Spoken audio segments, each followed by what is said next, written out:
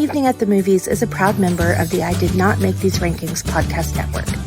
Other shows in the network include Mass Debaters, The Sip List, Crushgasm, Love is Black, Men Are the Prize, Crime Rewind, and Literature Reapers. You can find out all about our shows and more at idnmtrpodcastnetwork.com. Happy listening. You are now entering the world of a movie review.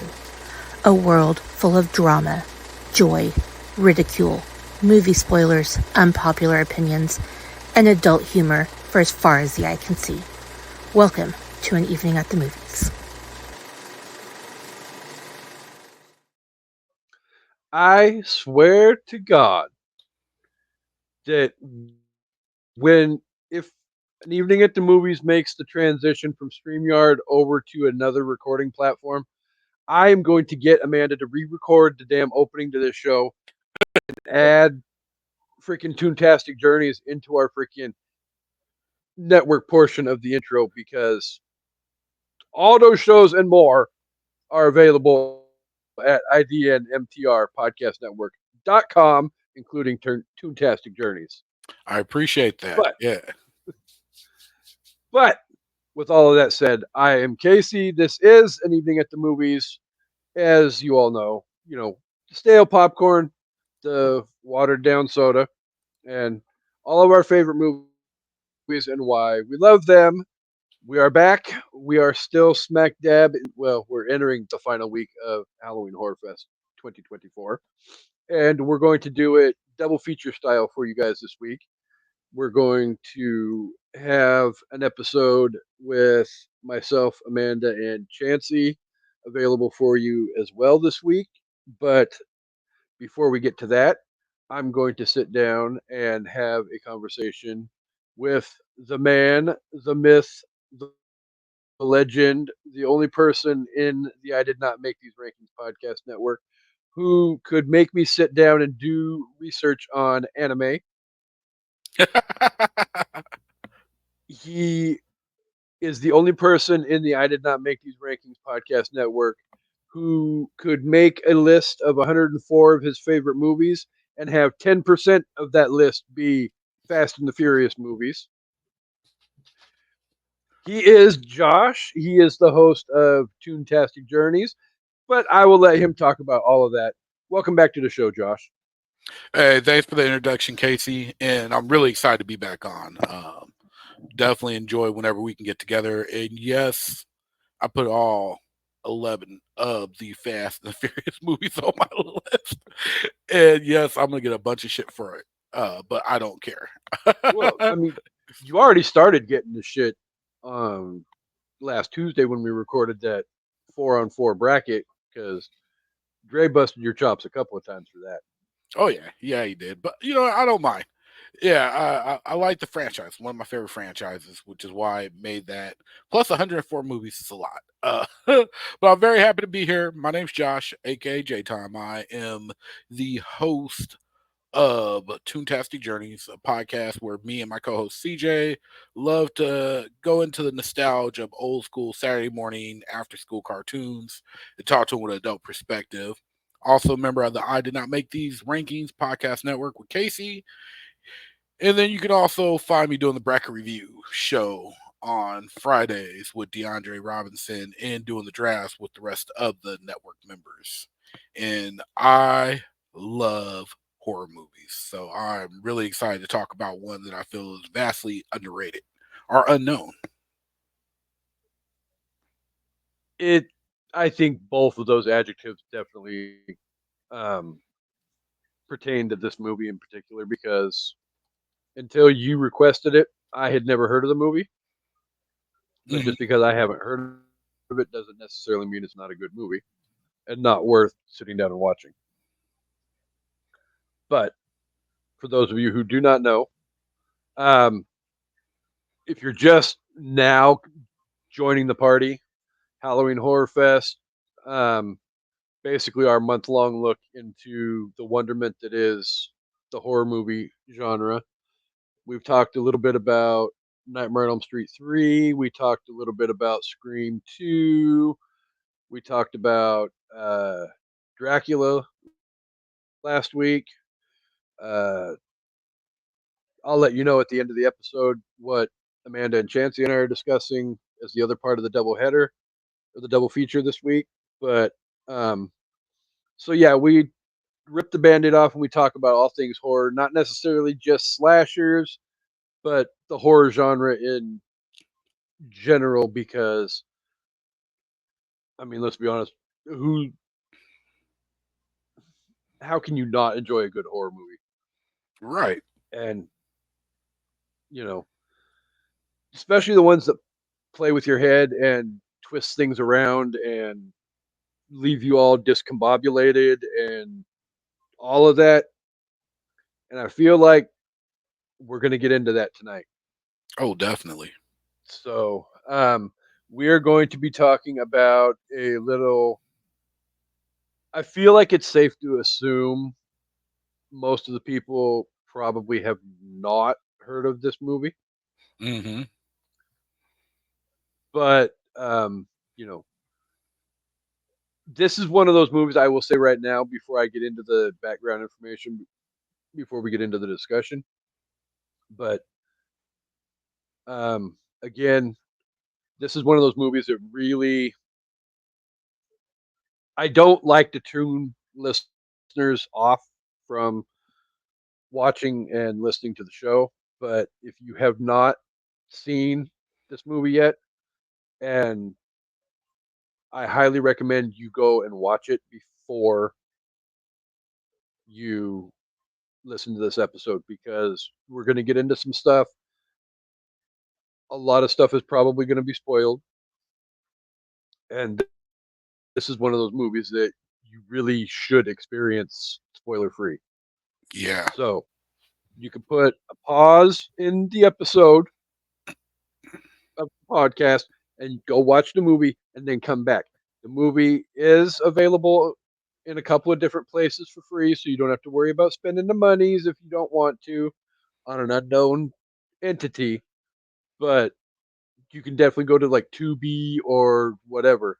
But we're going to be discussing the 20, well, depending upon which release date you want to go with. Um, we're going to be discussing We Go On, which was released at the Cinequest Film Festival on March 5th, 2016, but was also released. It has in parentheses Japan Hmm. on my 40th birthday, February 7th, 2017. So happy birthday to me. Was directed by Andy Mitten and Jesse Holland. It was released by Untethered Films. As Josh and I were talking about before we went on the air, though, there's no budget or box office records for this movie. So I don't know what the deal is, whether it went straight to streaming or what, but we don't have any of that information. Um, Generally, I know Josh has already a good guesstimate or an idea as to what the Rotten Tomato score is for this. So we won't play the Rotten Tomato score guessing game. But this one actually really surprised me a lot because the tomato meter on Rotten Tomatoes on 14 reviews had this movie at a 93%, which I wasn't expecting it to be so high. But the one that shocked me was the popcorn meter, which was on 100 plus ratings. It has a 57%. So the critics loved the movie, audiences not so much. Mm-mm.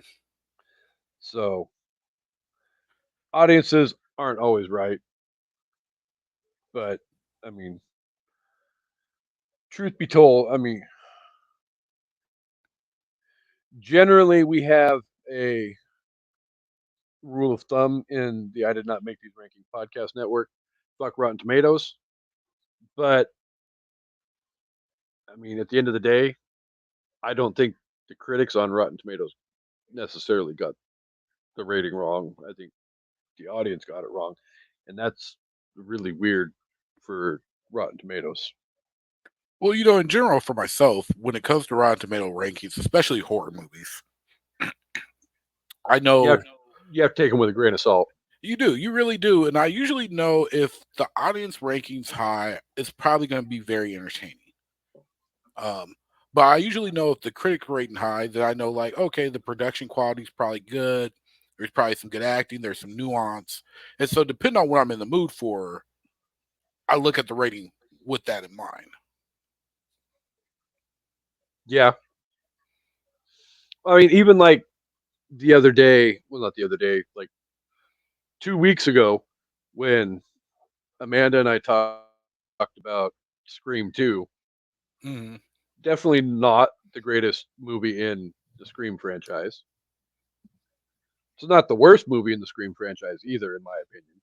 But the critic score on, I don't remember exactly what the number was, but the critic score was insanely high.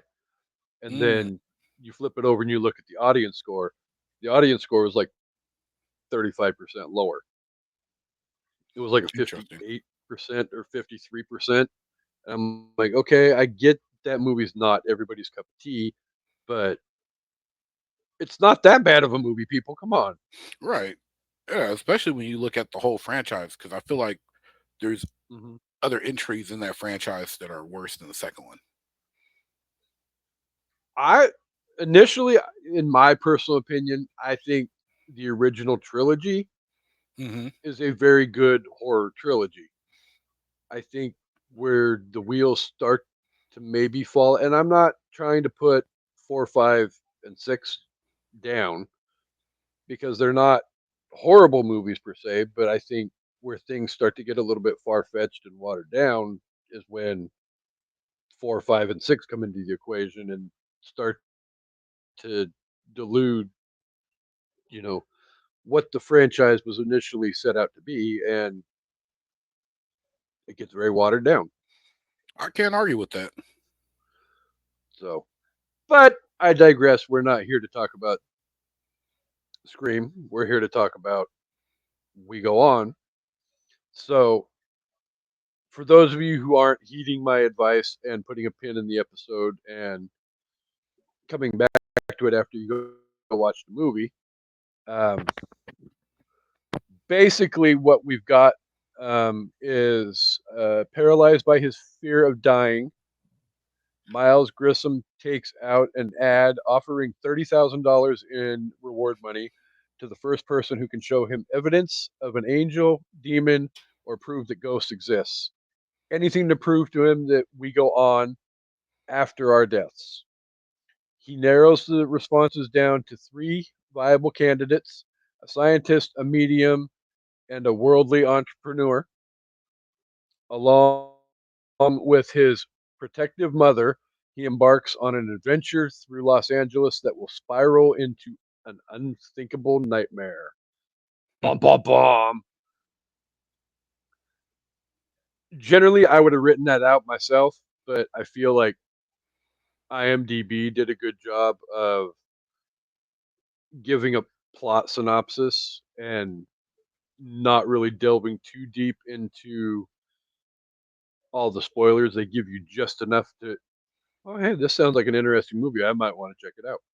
Right, right. It's just enough that you are like, oh, okay, I know enough. But then you go and watch and you're like, oh, I did not know enough. No, Not no, at all. no. You might have to wait about halfway through the movie to finally start questioning yourself. Hmm. But once you get to that point and things start getting twisted and fucked up, I mean, to a certain extent, when, because like we were talking before the show, I came into this, having read the plot synopsis on I think it was Amazon Prime when I first rented it, and I'm like, okay, well, this sounds like an interesting movie. Josh may have actually picked something that is going to be good, and I'm like, okay, okay, I'll spend the 3.99 and watch it, and then yeah, once you get to that, point where you expect one thing, but then all of a sudden you start to get more, and it starts to get twisted and turned around, and all of that. It's like, okay, who the hell directed it? Is this a M Night Shyamalan freaking movie? Because this shit is some twisted, fucked up shit. It really is. Everything, your expectations are definitely flipped around with this movie. I happen to every now and then I just get this itch where I'm like, I want to see something I haven't seen before, something kind of strange, something kind of different. And because of that, I've watched a lot of movies that weren't good, but I've also found a lot of hidden gems. And that's exactly what happened. I'm sitting there one day, I'm scrolling through looking for something interesting, and I see the description of the movie. And I'm like, Hmm. okay, this sounds interesting. This guy's looking for proof of the afterlife. He's willing to pay. Let's see what happens. So I turn it on, and immediately the production quality is decent. So I'm like, okay, cool. And then Annette O'Toole shows up, and I'm like, oh, I know her. And then as I'm watching this movie, and I'm thinking it's one movie, like you said, there's twists and turns, and I'm just like, I finished the movie and I liked it so much, I pulled out my notepad on my phone and put the movie in there because I did not want to forget the name of it. Because I knew I was like, this Yeah, is a movie in the future I want to watch again, and I want to be able to recommend to people. yeah. It's definitely like I said again before we got started. I in prepping for this, I watched the movie I think 3 times, and the first time was the initial. I rented it on Amazon Prime, but and then I watched it last night after huh, the watch party that Amanda and Chancey and I had. Oh, geez. Tune into part Tune into part two of our double feature for that joyous ride. But and then I watched it last night, and then as soon as I got home from work again, I really need to watch this again because I want to make sure I have enough of it down to where hopefully I can help carry a thought provoking discussion. Right. But even then, it's still like I still feel like I need to go back and watch it one or two more times to make sure I get it all because again, with every good unsuspecting movie, it's like you go back and watch it a second or a third time, and it's like, okay, I did not pick up on that the first time around. I didn't pick up on that the first time around, or that, and things start to become more clear. Even like with The Sixth Sense, the first time I watched it, it's like I'll admit I probably should have seen that plot twist coming a Mm-hmm. mile away, but I'll admit I didn't. But then you go back after watching it the first time, and then you really start seeing how blatantly obvious each and every one of those clues is to how the story unfolds. And it's like, oh my God, you feel so stupid because it's like, how did I not see that coming a mile away? Yeah, yeah, those subtleties. And you don't get like that huge of a plot twist with this movie, Mm-hmm. but it's still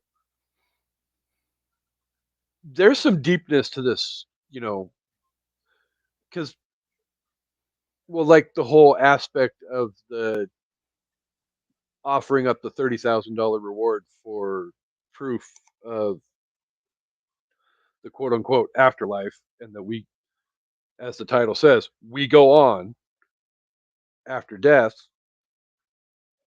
You know, I think personally, it's a question that's ran through my head Mm-hmm. several times throughout my, you know, life. I feel like everybody at some point has those thoughts that run through their head about wondering, you know, what the afterlife is like. Is there an afterlife? Is there a heaven? Is there a hell? Is there a, whatever the case may be, purgatory, whatever. And, you know, this guy, um, yeah, Miles, freaking name slipped my mind for a second. Um, he's gone through some traumatic shit, and he wants answers to his freaking questions. So he's come into, you know, some money, not a lot of money, but enough, and he's willing to pay somebody to prove to him that, you know, there is a heaven or hell, or, whatever the case may be. His mom is a little bit skeptical and a little bit salty that he's doing it and throwing away his inheritance. I believe it's his inheritance that he got from his aunt. Yeah, yeah. So, there is that. But y- especially at the beginning of the movie, you really get the whole questions about whether or not society is truly genuine and honest and all of that because with $30,000 on the line, do you feel like you could trust people in society to be truthful and honest when it comes to something like that? Absolutely not. And the thing I like with it, Miles as a character, not only do you, when you meet him, realize right away that he's not well. He's terrified of death, and that's why he's doing this. But he's not dumb either. He's fully aware that there's going to be people trying to bamboozle me. It's going to bring the crazies out the woodwork. And he gets a lot of responses, but the movie addresses that with his mom being there and him going over, we got this many that are just solicitations, we got this many that are yahoos, we got this many that might be real, but I'm not trusting them because of this. And the way he breaks down why he picked the three that he picks is very logical and reasonable. And so I like that because it could have easily been a concept that you look at and you're like, well, this guy's dumb. He's just wasting money. Um, but they made it believable by making him smart. Hmm. Well, I think they took out for the most part. I think they took out the majority of his gullibility. They still leave you, a smidge of Hmm. that personality trait deep down in his soul because it's still like I know he's done his due diligence and they've had all these people that have tried to cash in on the reward. Right. And I mean, I believe they even said, and I don't remember exactly what the number was, but I think it was like a couple thousand people that have tried to cash in on the reward. And it's like, obviously, people are going to do some shady shit for $30,000.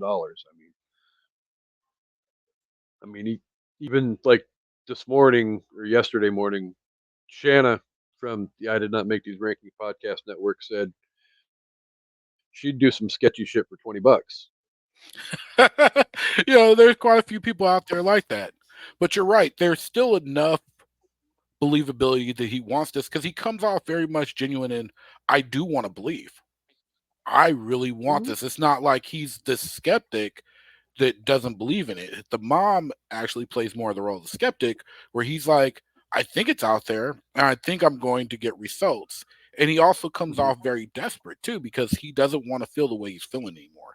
He wants to be able to move on, actually live life, but he has to get past that. So between the desperation and the true willingness of I want to believe, Mhm. it makes him for a very compelling, interesting character.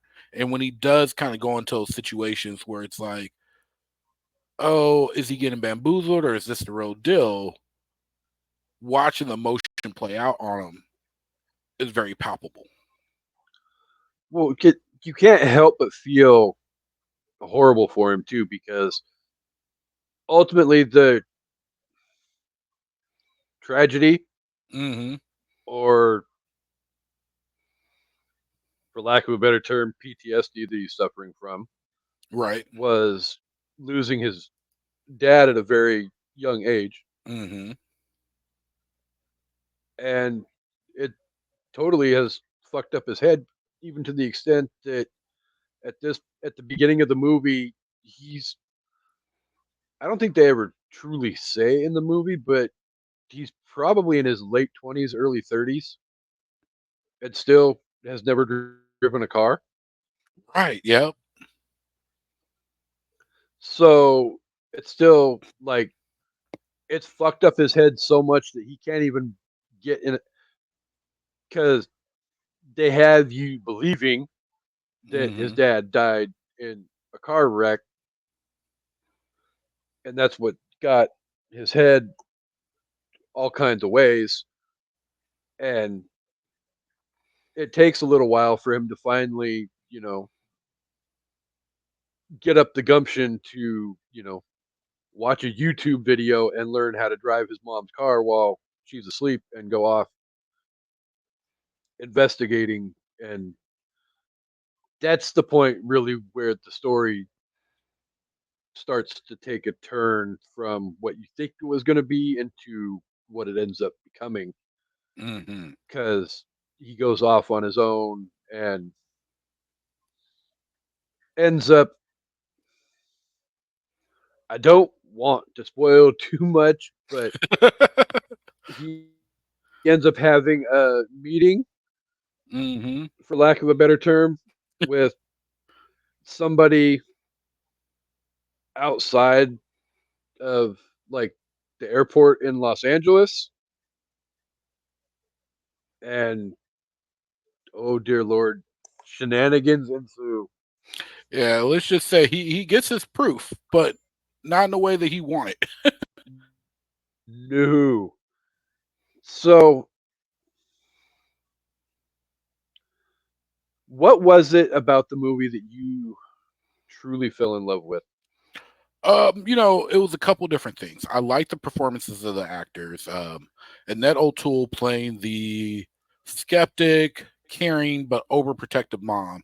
I really enjoyed. There's one part where he's meeting with this professor, and she's worried the guy's trying to take advantage of him. And she's like, don't you mess with my son. I have a gun in my purse. It's registered. So, and she says it though, the way she delivers it is not delivered in that corny over the top way. It's delivered in a very much like, yeah, I'm not scared to do this kind of way. And so between that, the performances of Miles, but man, on top of that, I love a good twist. I love when my expectations are subverted.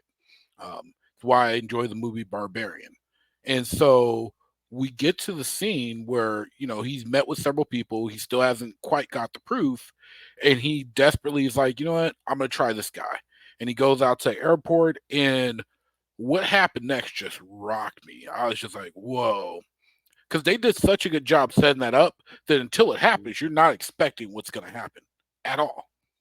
And No, then because when the twist like I happens, said, you're expecting the story to unfold step by step in a certain way, because it really starts out in a cookie cutter type cookie cutter horror type fashion, but then it gets to that point, and I can't say it enough. Shit twists around, and oh dear it does. Lord, Yeah. Yeah. And the great part about it, it's almost like watching three different movies because you got the first part. Then after the twist, you're like, oh, okay. Once you recover, you're like, oh, okay, this is what the movie's going to be.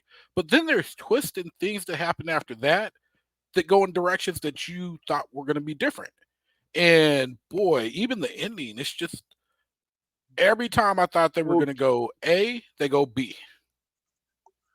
yeah, that's, I think, my probably my favorite part of the movie is, like you said, it's really a tale of three movies. You get a certain type of story in the beginning, and it makes you think that this is how it's going to go.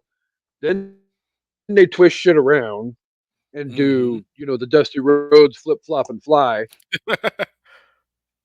And okay, so now they're going down this twisted up, fucked up road.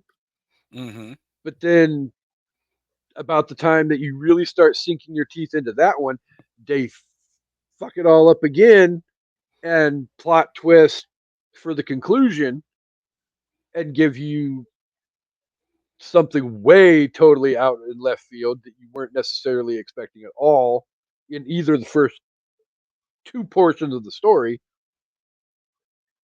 But at the same time, it still, in a way, makes sense, but it's still twisted and fucked up at the same time. It is. It I is, feel and like there's I some good want to imagery too. discuss the ending, but I don't want to discuss the ending because, like we said, I'm sure most people are going to watch this episode and they haven't seen or even heard of the movie. And I don't want to spoil the ending though, because if they actually sit down and actually watch this movie, Hmm. not knowing the ending and how it plays out is really going to be a solid selling point for everybody. Yeah, and honestly, I feel like we're shortchanging you, listeners, if we get into the spoilers. And I'd love to talk about it. Like maybe if there is enough interest in this episode, I'd love to come back for part two where we do dig into that minutia and the spoilers and the ending. But Yeah, in the meantime, I agree completely because I can tell you we could talk about it and make people want to see it, but it's not going to have the same impact when they watch it if they know. no, and this is realistically one of those things that I can't say it enough. If you have not seen this movie, seriously, you need to pause this episode of an evening at the movies and go find this movie and watch it because, and it's not like it's a 2.5 hour, 3 hour long psychological mind fuck inception kind of thing. Yeah, it's not. It's an hour and 25 minutes. Yeah, I mean it. Like I said, I got home from work today and I sat down and turned it back on again and rewatched it again Hmm. Yeah, right I did the same before thing. As soon as we right as you recorded. messaged me, I was like, oh, I think I'm going to rewatch that at some point before the thing started. And then I was like, oh, yeah, that's perfect time to do it right now. There's just enough time. And I sat down and rewatched it. I think it was yeah, no, it was my third time officially. I've watched it 1, 2.5 times before this, but then that third time I didn't watch all the way through because I fell asleep. So this was my fourth time, but technically my third time all the way through watching it. This so I feel like this is probably a good time to kind of sort of make this plan, Okay. but um so I feel like we have one more small portion of the discussion for our normal typical discussion, but then I feel like maybe we cliffhanger everything and maybe we do a part 2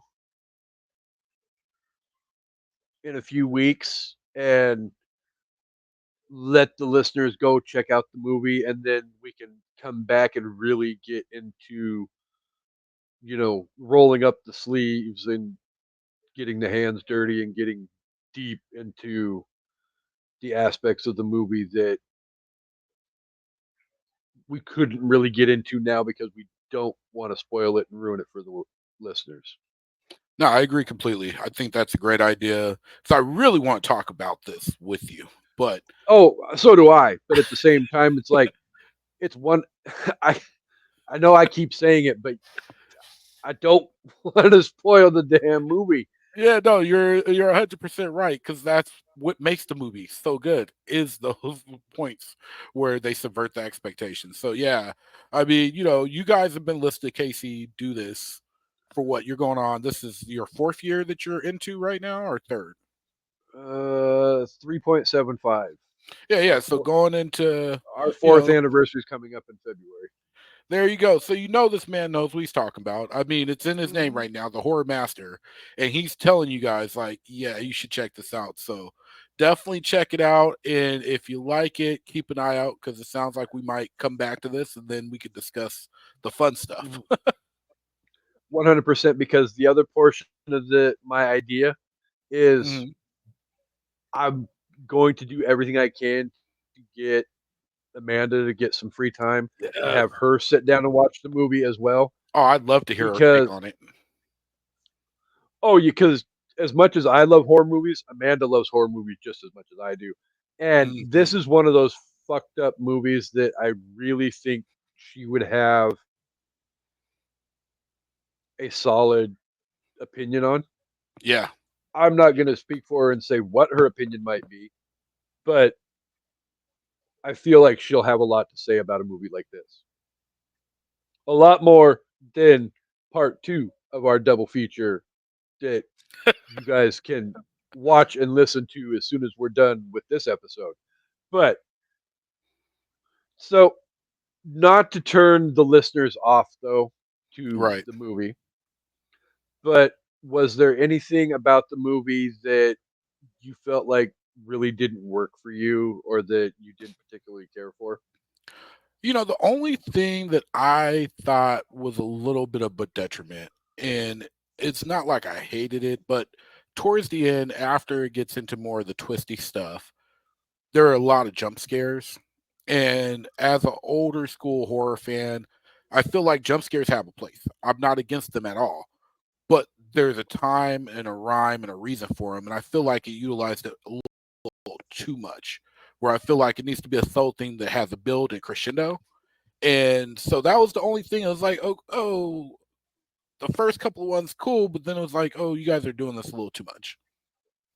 And that's such a Yeah, small kind of picky thing, and it really is because yeah. honestly, I don't have too much fault with this movie. And so I kind of have to dig into it a little deeper. What about yourself? No, that you literally stole my probably. And again, like you, I'm really nitpicking on trying to find something to hate on with this movie Hmm. because I really couldn't, because I feel like the running time for this movie was almost perfect.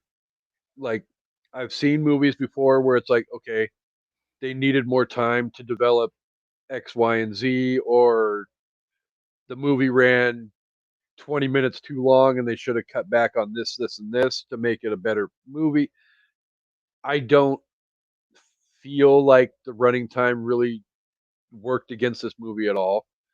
I feel like the acting in the movie was good. I feel like the concept was fairly original, maybe Hmm. not 100% original, but I feel like it was a good, solid story. Um, there's really not a lot to say about the movie except for maybe the fact that it started to get a little bit watered down, for lack of a better term, with the jump scares. Because, like, I remember going and seeing like the original "I Know What You Did Last Summer" Hmm. in the movie theater, and I saw it like 3 times in the theater that summer, and like all 3 times I saw it in the theater, like there's portions of the movie that have pretty good jump scares in it, Oh yeah. but it's not as much overdone. And like Josh was saying, you really have to build up to that jump scare before you just let it happen. You can't just dee dee dee dee dee da, and have the jump scare come out of nowhere. I mean, you kind of sort of have to build to it. And if you build to it correctly and and I'm not saying that these two directors didn't know what the hell they were doing because, you know, they got the funding to make this movie and all of that. So, good on them. But at the same time, there's a certain formula that works for horror movies. And, you know, if you do it properly, Hitchcock did it Hmm. masterfully. Wes Craven has done it amazingly well. John Carpenter's done it amazingly well. I mean, there's great people that have gone on to do great things in the horror genre and, have succeeded very well at it. You can't just I get the whole idea of, wanting to do something different and all of that, but at the same time, don't reinvent the wheel on something that's tried and true, Yeah, in my absolutely. opinion. In my opinion. I mean, there's other aspects that you can take and twist around and play with and all of that. But if you're going to do this aspect of horror movies, then there's certain things that you have to do and do correctly for it to be effective in a horror movie. And I think just throwing jump scares into a movie just to throw jump scares into a movie isn't doing justice to the movie. Right. No, I But agree. again, Yeah. Yeah. like we were saying though, it's not necessarily something that ruins this particular movie per se. But Josh and I both are literally just sitting here trying to grasp at straws to come up with something to hate on this movie because at the end of the day, this is really a lot better movie than I thought it was going to be. And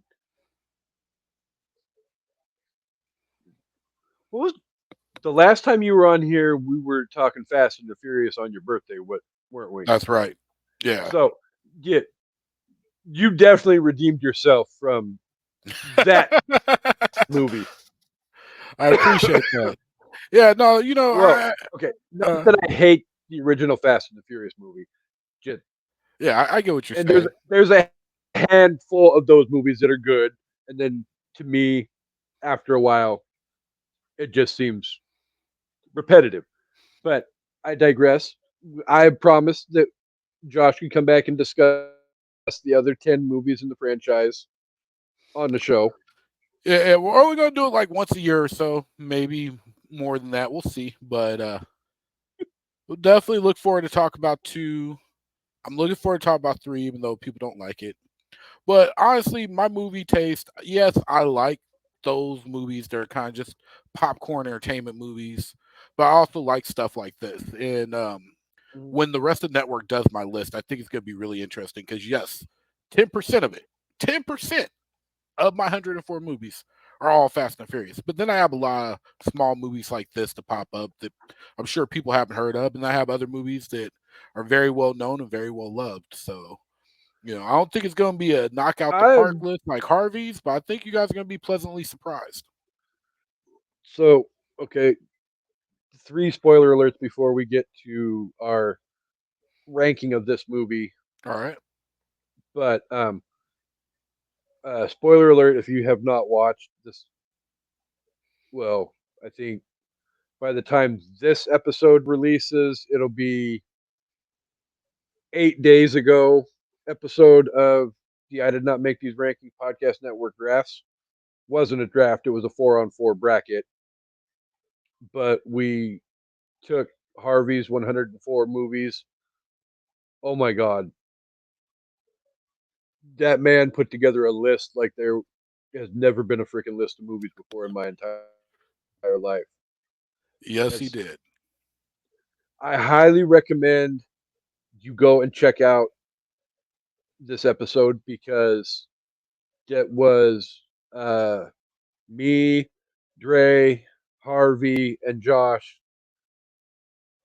literally whittling it down from 104 to one great movie from Harvey's list. And the one movie that ended up winning, I'm not going to spoil it for everybody, but um,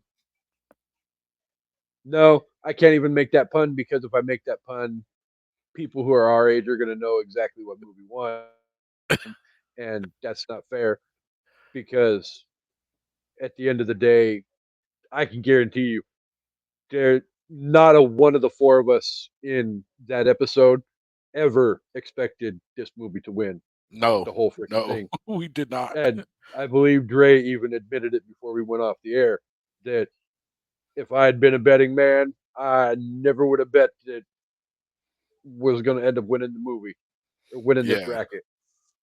And I admit, I voted for it in the first round, thinking, okay, it's nice to freaking pay some respect early on. All of a sudden, then it moved on to the second round, and then the third round, and then the fourth. It's like, oh shit, this movie's not gonna die.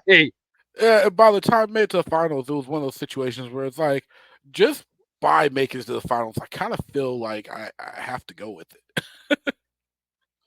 Yeah, and it's a great movie from my childhood that I remember seeing when I was like 5 or 6 years old. I think when it came out. Mm, So great movie. I highly recommend it. But no, the other thing I wanted to mention though is the fact that I'm even with 10% of his list being Fast and the Furious movies, I'm looking forward to doing Josh's list as well. I don't even remember everything that's on my list because I submitted it to Dre that long ago. But hmm I'm actually kind of curious to have a handful of people from the network. I'm not trying to pick people out and say,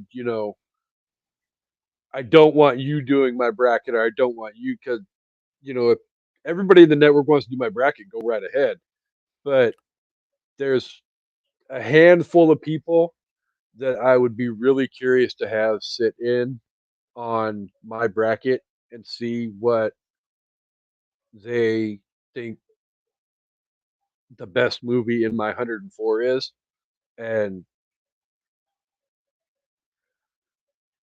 no disrespect to the greatest co-host in the world, but I feel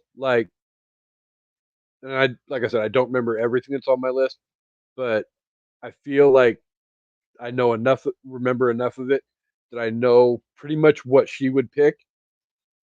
So I'm taking her out of the equation, and she can go sit in the corner and watch everybody else do it.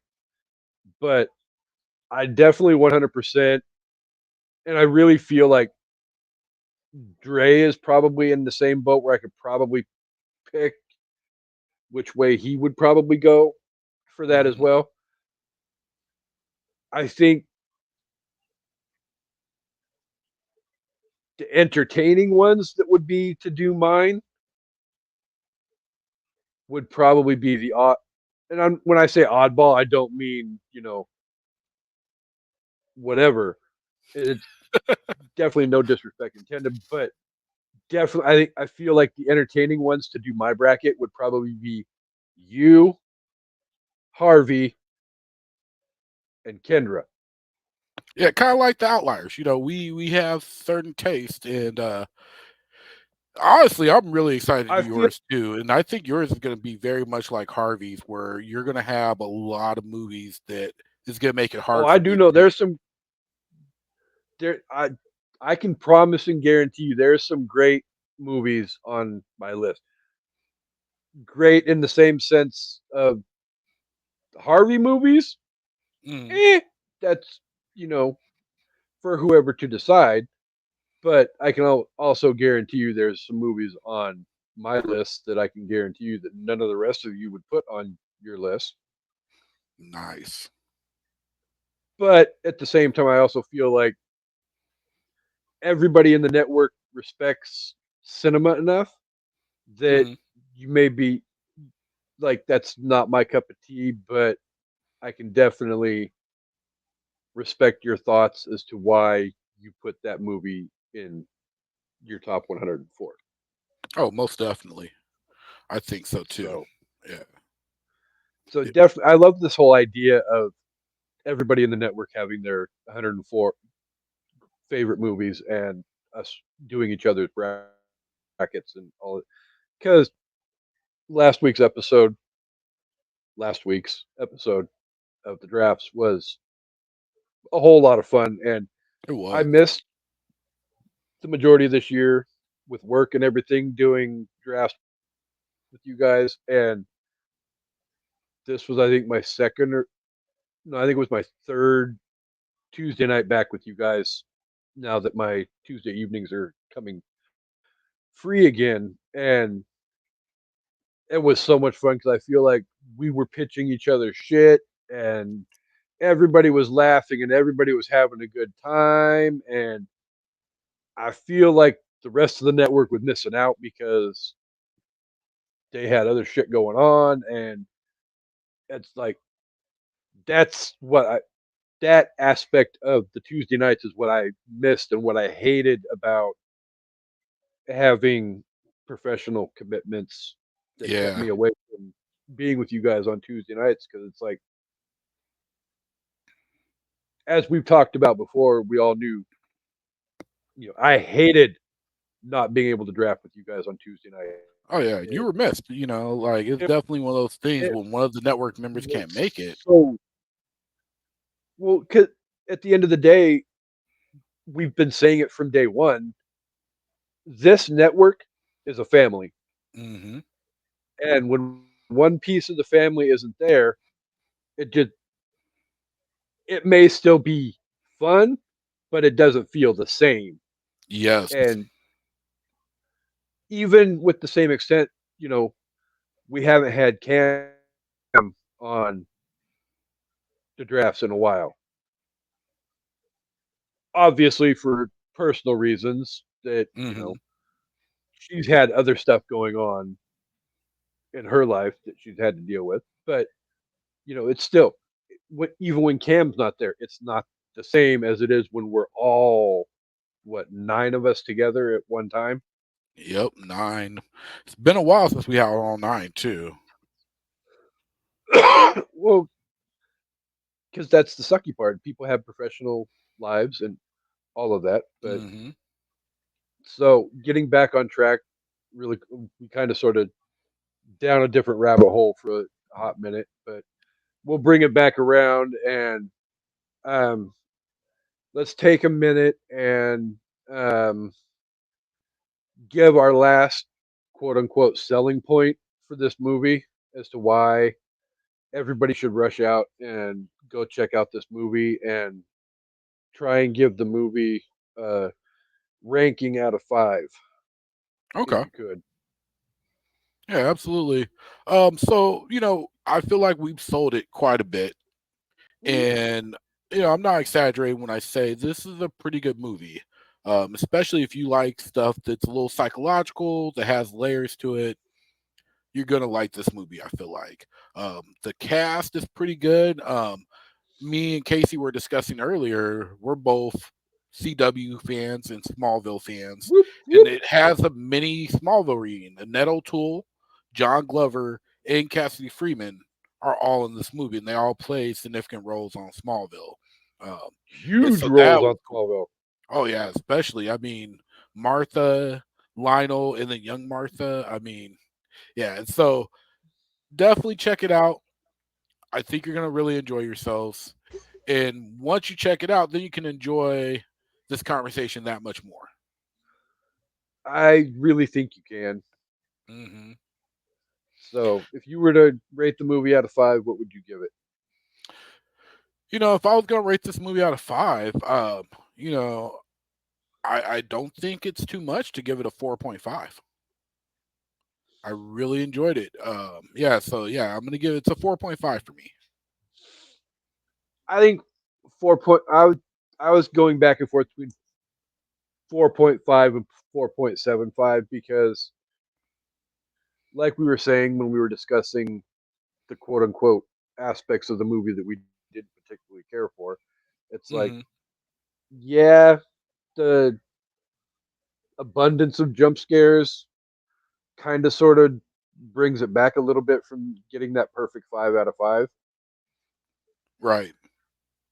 But it's really not a lot. And at the end of the day, yeah, I think I'll go 4.5 out of 5 because, you know, there's aspects of the movie that, you know, it's not like, scary movie funny where you've got jokes all over the place.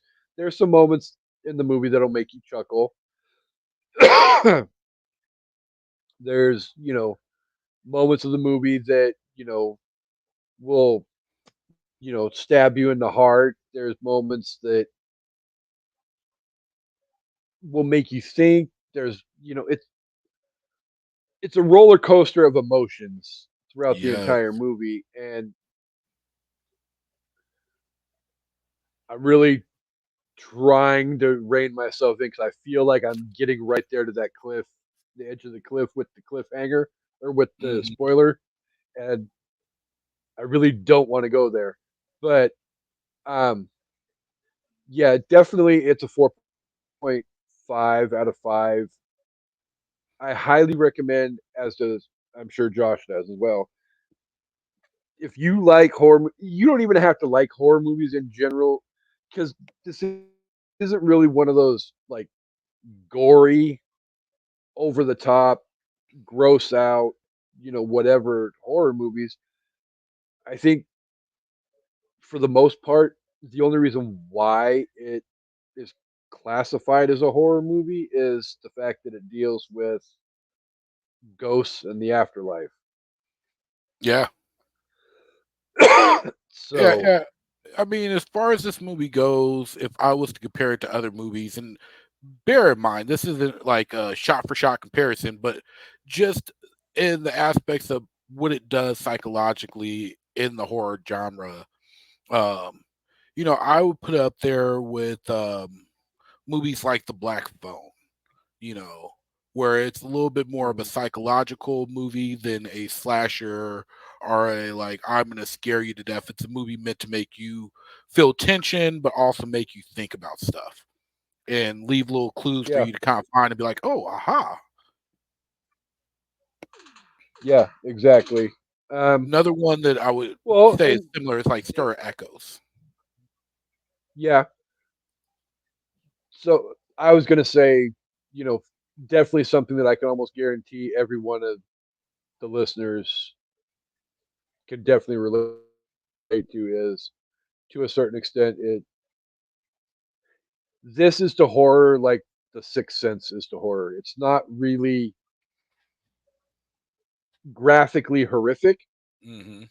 but it deals with elements of cinema that are classified as horror. So by that standard, it has to be classified as a horror movie. But it's definitely one of those movies that I feel like a good solid 90 to 95% of our audience could sit down and probably enjoy if they're willing to give it a chance.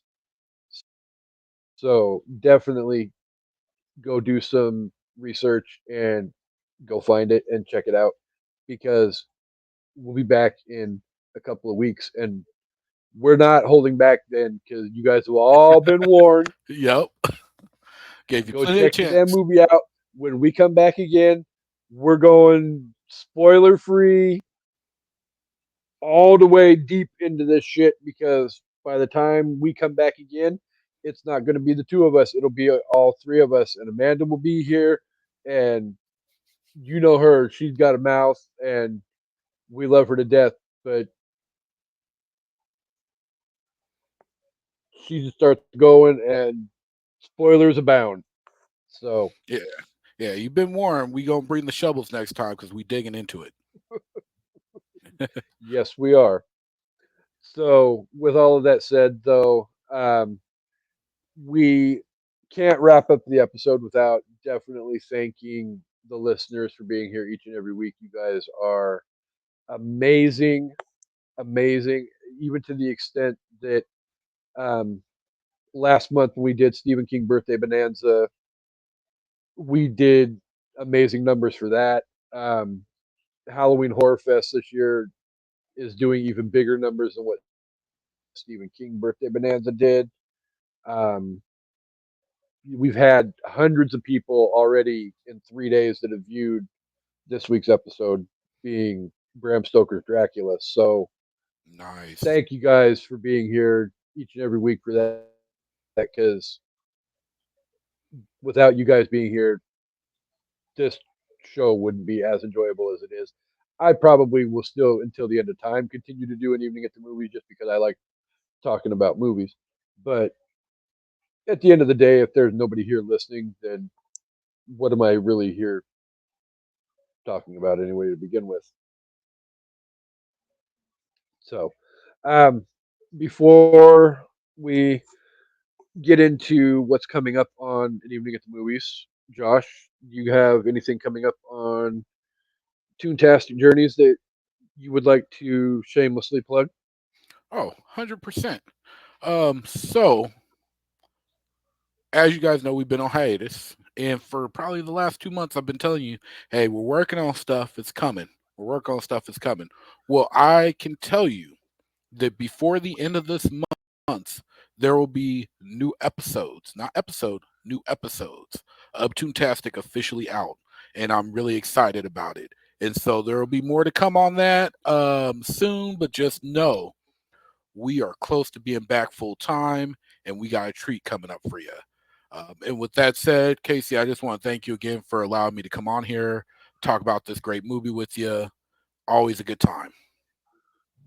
Uh, just like everybody else, I know it's kind of sort of a Dre motto that he likes to bring up at the end of the Masturbators episodes, but at the end of the day, I don't think he'd be offended by the fact that basically it's always been our motto on an evening at the movies, and we're going to basically copy Dre by saying, anybody that wants to come on an evening at the movies is welcome to come on anytime they want. Um, all you got to do is reach out to myself or Amanda and let us know, hey, I'd like to come on and sit and talk about this movie or that movie or whatever the case may be. If we've got something on the schedule coming up that you feel like you're interested in coming in and sitting down and talking with us about, you're more than welcome to come in and join us. We like having, everybody, the usual suspects on, but at the same time, we also know that having new guests on and fresh guests on with fresh opinions and all of that is that much more enjoyable for the listeners and the viewers. So definitely, if you want to come on the show, you're more than welcome to come on. I would say, you have to do a movie that we've already talked about because these movies are a bitch to prep. But at the end of the day, it's really not that hard to prep. And I don't want to 100% rip off Dre's line anyway. But let's see, what do we got coming up? This week, as the second part of our uh, Halloween Horror Fest conclusion double feature, we've got myself and Amanda and Chansey sitting down to talk about D. Snyder's Strangeland, which is going to be an interesting episode. I'm not going to spoil any thoughts and opinions on that one just yet, but definitely check out the episode as well as the fact that Amanda and Chansey and I sitting down and having a good hour plus discussion on anything horror is always entertaining to watch anyway to begin with.